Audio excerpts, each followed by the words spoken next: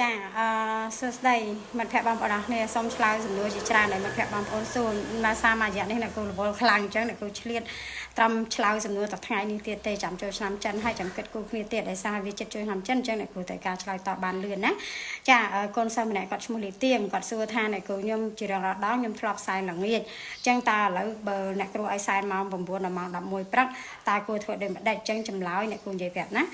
អាស្រ័យលើយើងចិនឯគេយើងចិនកជីវឬក៏ចិនកតាំងអញ្ចឹងតាមប្រពៃណីចិនខុសគ្នាប៉ុន្តែអ្វីដែលការយើងរៀបចំទូទៅម៉ោងដែលល្អបំផុតសម្រាប់នៅក្នុងយុគ9ហើយនៅថ្ងៃដែលឆ្នាំបសាន់ចូលទៀតអញ្ចឹងគឺយើងបានដឹងហើយថាអ្នកគ្រូណាលីគាត់មានប្រសាសន៍អញ្ចឹងសម្រាប់អ្នកគ្រូគឺជាកូនសិស្សគាត់អញ្ចឹងអ្នកគ្រូធ្វើតាមអ្នកគ្រូធំរបស់អ្នកគ្រូចាអញ្ចឹងម៉ោងដែលល្អបំផុតនោះគឺម៉ោង9ដល់ម៉ោង11ហើយបើសិនជាយើងគិតថាល្ងាចយើងសែនហើយយើងសម័យមើលថា20ឆ្នាំមុន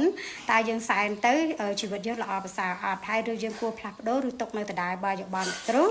អាស្រ័យទៅលើយើងជាអ្នកសម្រេចចិត្តប៉ុន្តែ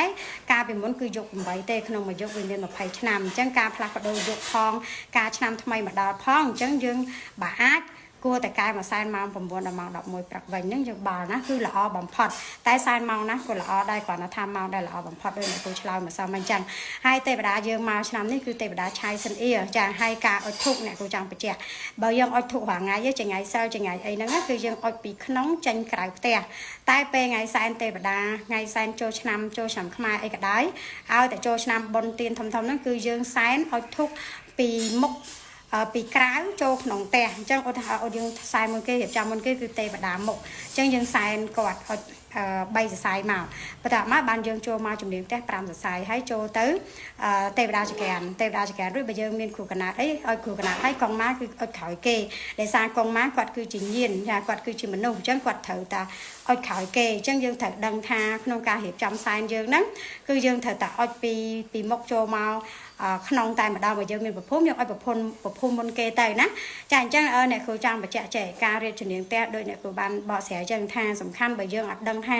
ជំនាញផ្ទះយើងនឹងត្រូវចាំក្រាលផ្ទះឬក៏អត់ក្រាលផ្ទះទេយើងអត់ចេះវាស់ទិសអត់ចេះអីទេយើងប្រើពណ៌លឿងពណ៌ដី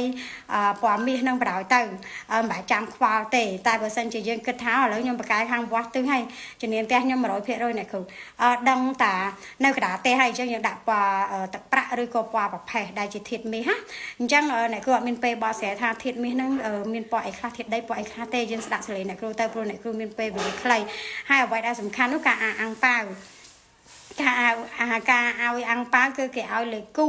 គេឲ្យលេខសេះទេឧទាហរណ៍ថាយើងចង់ឲ្យអាំងប៉ាវទៅក្មួយយើង$20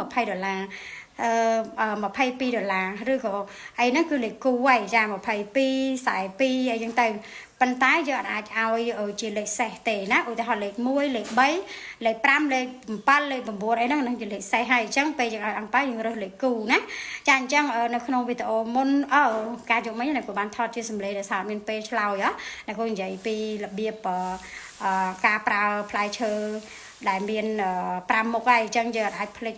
ផ្លែឈើដែលមានពណ៌លឿងដូចអ្នកគ្រូនិយាយនឹងទេណាហើយចំពោះលីទៀងដាក់ឃ្លោកនៅជំនាញផ្ទះអត់ដាក់ទេគុណព្រោះអីឃ្លោកគេដាក់នៅកន្លែងបន្ទប់គេងឬក៏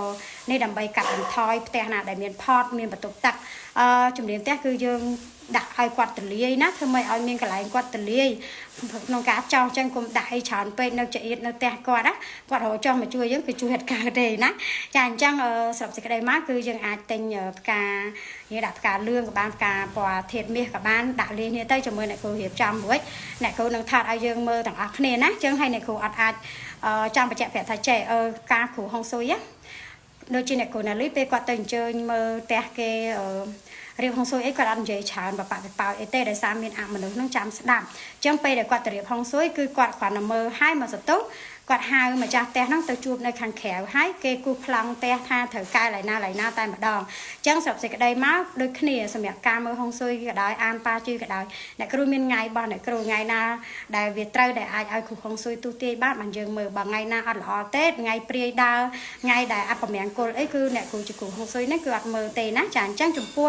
ជំនឿផ្សេងគ្នាអញ្ចឹងអ្នកនរគ្នាអាចមានសិទ្ធិជឿលើគ្រូណាគ្រូតែប៉ុន្តែសម្រាប់អ្នកគ្រូឲ្យយោបល់ថាយើងត្រូវជឿទៅលើគ្រូណាឲ្យច្បាស់មួយទល់មួយដែលគាត់មាន credit ខ្ពស់ហើយគាត់មានសញ្ញាបត្រត្រឹមត្រូវគាត់មានបទពិសោធន៍ហើយគ្រូរបស់គាត់នឹងជាគ្រូដែលមានគេទទួលស្គាល់ពិភពលោកចាអញ្ចឹងសូមអរគុណចាសូមគោរពលា